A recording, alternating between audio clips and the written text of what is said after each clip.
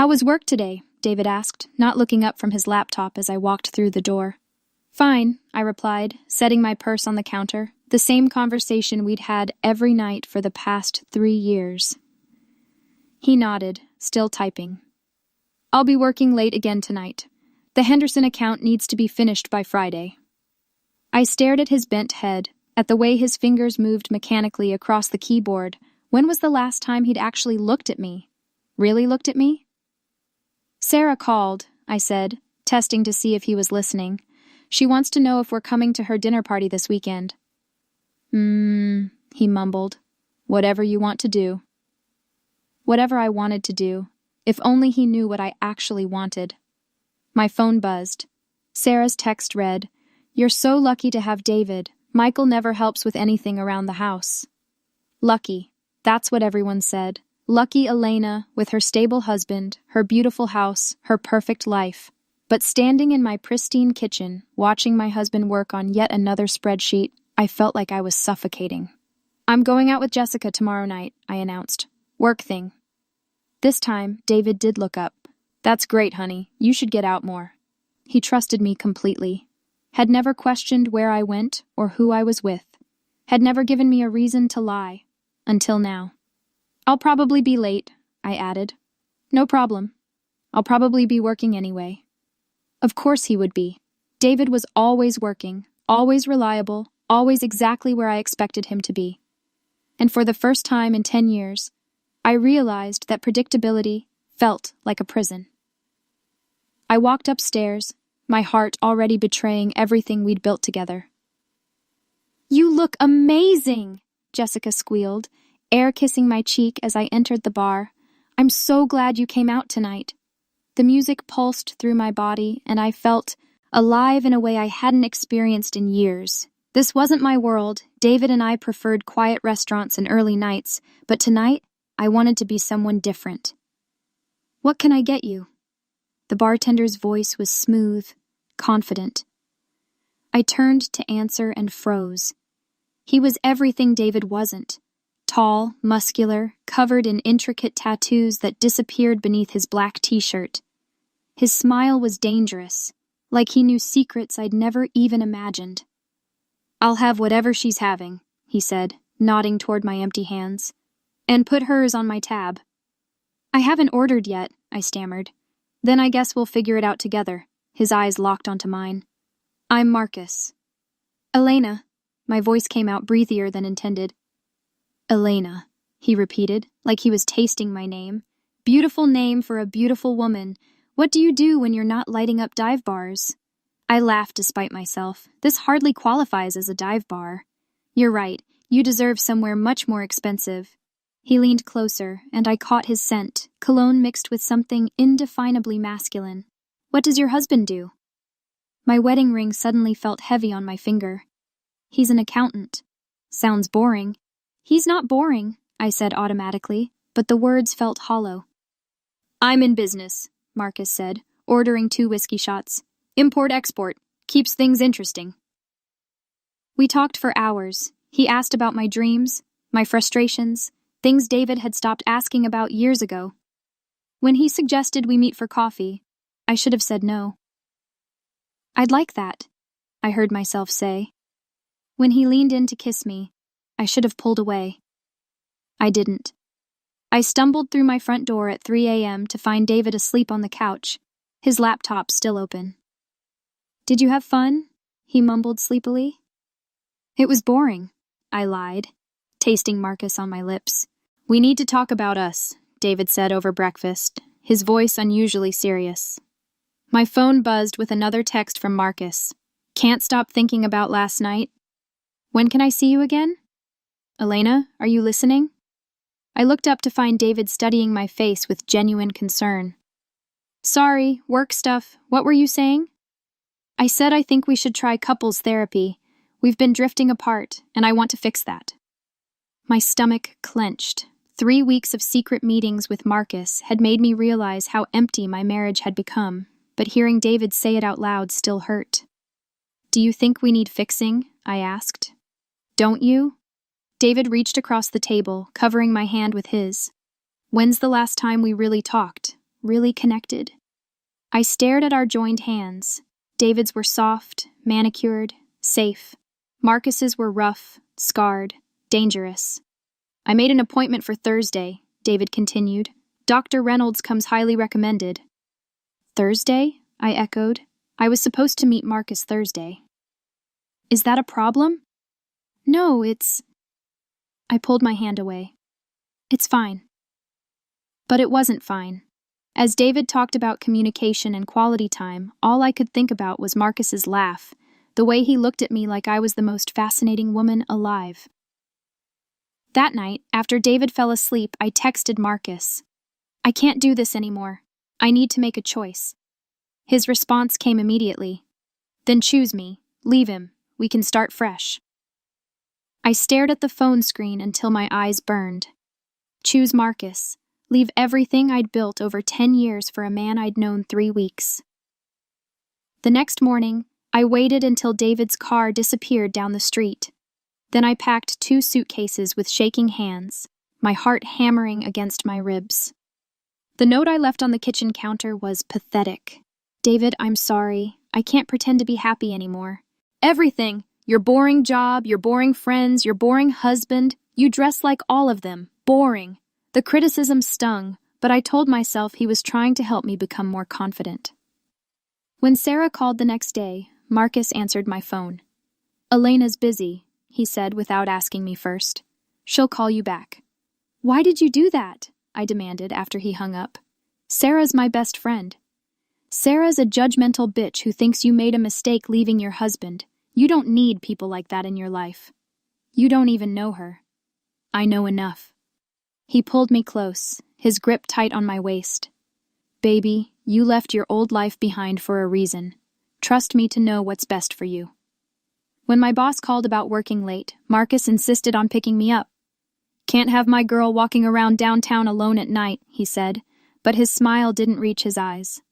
I was starting to realize that Marcus's protection felt a lot like control. You need to get a different job, Marcus announced over breakfast. Something that pays better. I like my job, I protested, and the pay is fine. The pay is shit, and your boss treats you like garbage. I can support us both. I don't want you to support me. I want to work. His fork clattered against his plate. Are you planning to leave me? Is that why you want to keep working? Of course not. Because if you were planning to leave, Elena, that would be a very bad idea.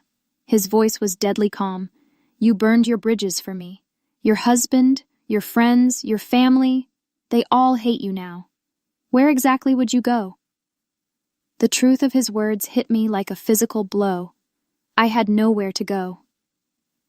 That night, while Marcus showered, I opened his laptop to check my email. A news headline caught my eye. Police seek Marcus Rodriguez in connection with fraud, assault charges. My blood turned, head to ice. The photo was definitely him, though the article said he was 35, not 30 like he'd told me. Marcus Rodriguez, wanted in 3 states. I'd been living with a criminal. When I heard the shower turn off, I quickly closed the laptop and pretended to be reading. I'm going out, Marcus said, not bothering to explain where. Don't wait up. The moment his car pulled away, I threw clothes into my suitcase with shaking hands. I grabbed what little cash I had and slipped out of the apartment like a thief. The motel I found was grimy and depressing, but it was all I could afford. For 3 days, I lived on vending machine snacks and tried to figure out what to do next. Call my parents? They were barely speaking to me. Find a job? Marcus had made me quit, and my references were probably ruined. Thursday morning, someone pounded on my door. Open up, Elena, I know you're in there. Marcus, my heart nearly stopped. You think you can just walk away from me? He screamed through the door. You ruined your marriage for me. You destroyed your reputation for me. You're nothing without me. I pressed myself against the wall, too terrified to breathe. If I can't have you, I'll make sure you have nothing left, he yelled. You hear me? Nothing. A door opened down the hall. Hey, the motel manager shouted. Get out of here before I call the cops. Marcus's footsteps retreated, but his words echoed in my head.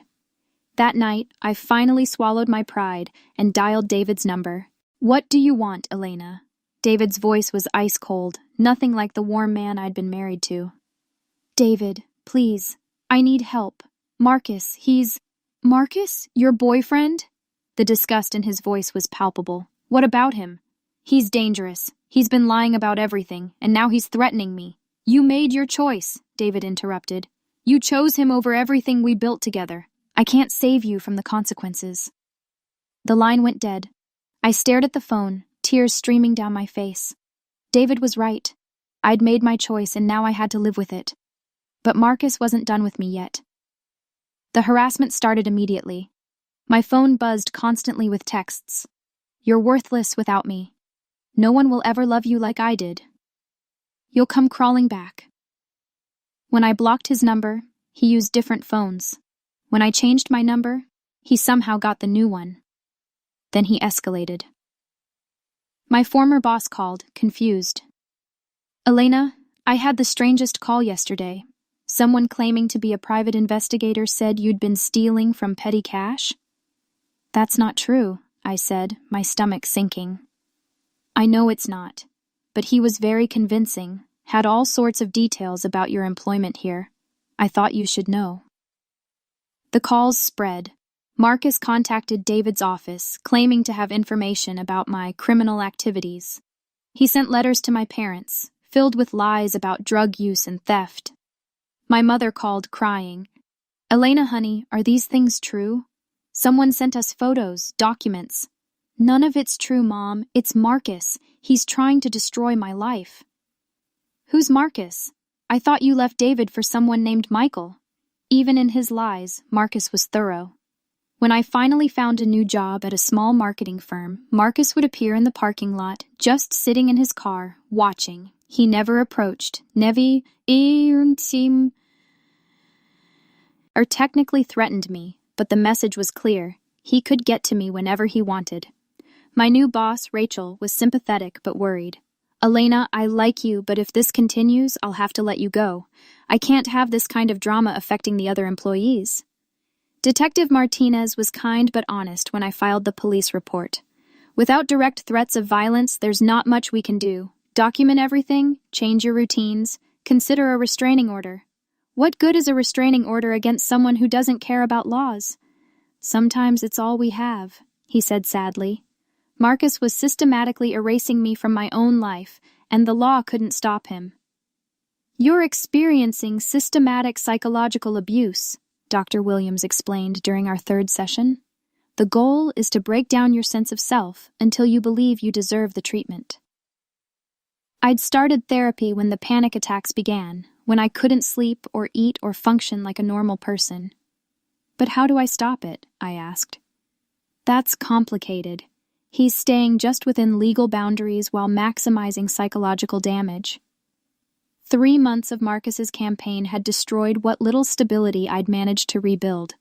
I'd lost 2 jobs, been evicted once, and was living in constant fear. Then David called. Elena. His voice was shaking. We need to talk. David, what's wrong? He broke into my house. While Lisa and I were at dinner, he destroyed everything. Photo albums, furniture, my books, everything. My heart sank. Oh God, David, I'm so sorry. That's not the worst part. David's voice cracked. He left a note about Lisa, her address, her schedule, photos of her walking her dog. He threatened her, Elena. The words hit me like a physical blow. Lisa, who'd done nothing wrong except fall in love with a good man. He said it was your fault, David, Dee continued, that you destroyed his relationship, so he's destroying mine.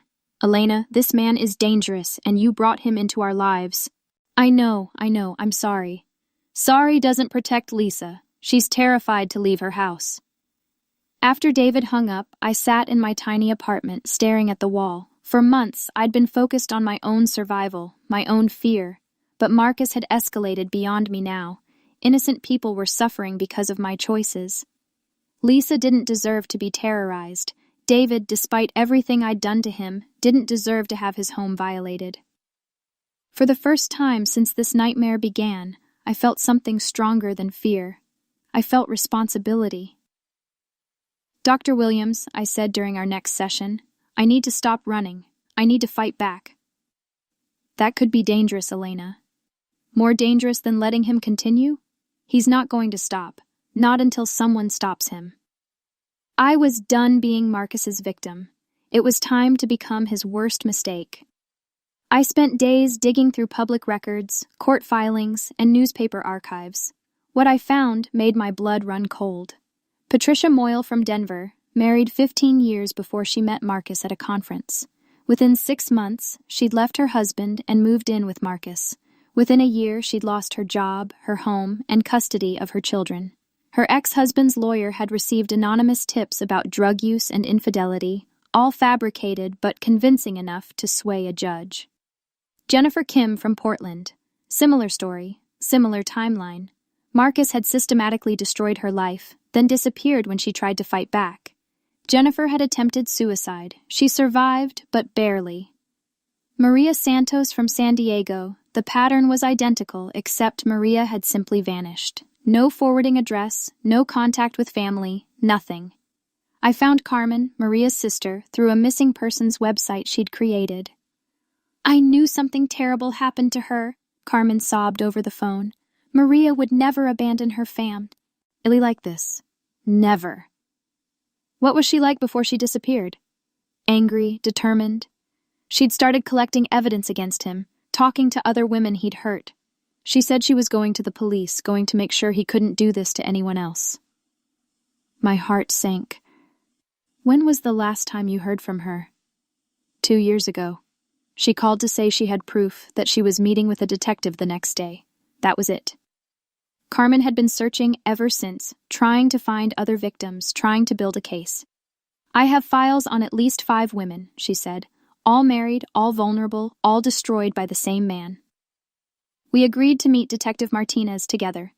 When I laid out Marcus's pattern of abuse, his systematic destruction of women's lives, Martinez's expression grew grim. We've been watching him for months, he admitted. But he's careful, always stays just within legal boundaries.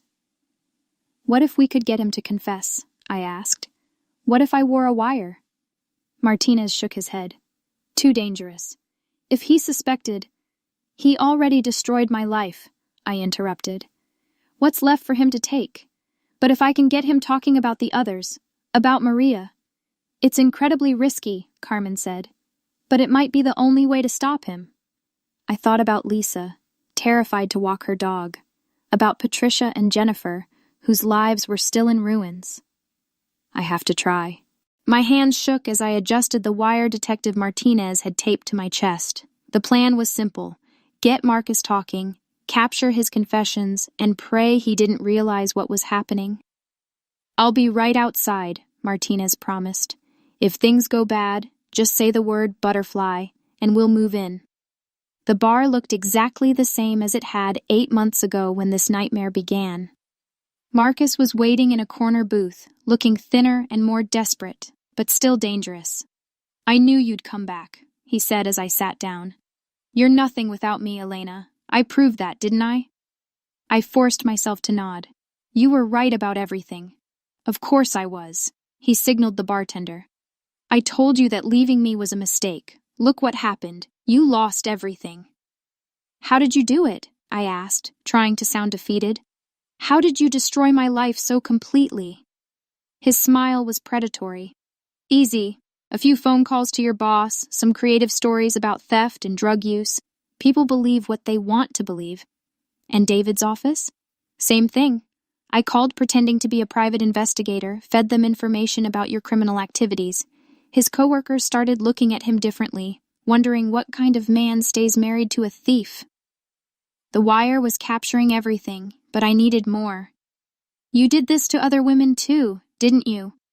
Marcus's eyes gleamed with pride. You think you're special? You're just another stupid housewife who thought she could trade up. Like Patricia, from Denver? Patricia was particularly satisfying. Took me 3 months to destroy her custody case. Her ex-husband's lawyer ate up every lie I fed him. And Jennifer from Portland? Jennifer almost didn't survive the lesson I taught her. Weak women usually don't. My stomach churned, but I pressed on. What about Maria Santos? Something shifted in Marcus's expression. Maria was different. She thought she was smarter than me. What happened to her? She threatened to go to the police, said she had evidence. He leaned closer, his voice dropping to a whisper. But accidents happen, you know. Sometimes people just disappear. What kind of accident? The kind where someone goes for a late-night drive in the mountains and their car goes over a cliff. The kind where the body's never found because I know exactly where to dispose of it. My blood turned to ice. He'd killed her. Suddenly, Marcus's expression changed. He'd spotted Detective Martinez entering the bar. "You stupid bitch," he snarled, lunging toward me. But the police were already moving. "The defendant will rise for sentencing." I watched from the gallery as Marcus stood, his hands shackled, no longer the charming predator who'd destroyed so many lives. 6 months of testimony had revealed the full scope of his crimes, not just the harassment and stalking, but Maria's murder. "Marcus Rodriguez, you have been found guilty of first-degree murder, stalking, harassment, and conspiracy. I hereby sentence you to life in prison without the possibility of parole." Carmen sobbed next to me as they led him away. Marcus looked back once, his eyes finding mine across the courtroom. There was still hatred there, but also something else. Defeat. "It's over," I whispered. The trial had been brutal. I'd testified about everything, the affair, the manipulation, the systematic destruction of my life.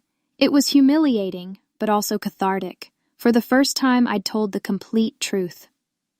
Patricia and Jennifer had flown in to testify about their experiences.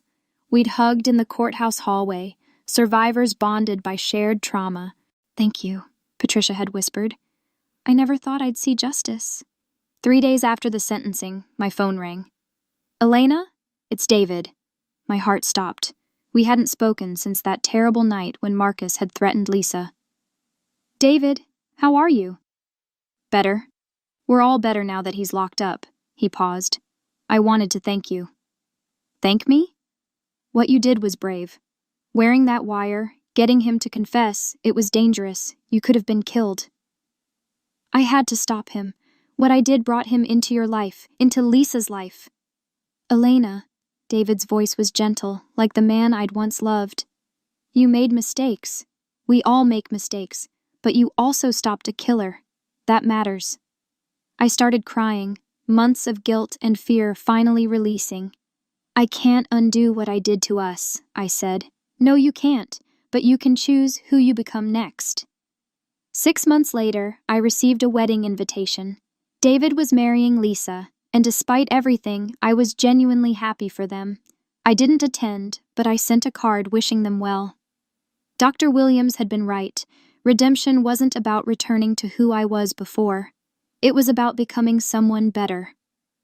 I'd found work at a domestic violence shelter, sharing my story with other women trapped by dangerous men. It wasn't the glamorous marketing career I'd once had, but it mattered. "You saved my life," one client told me. "Hearing how you escaped, how you fought back, it gave me hope."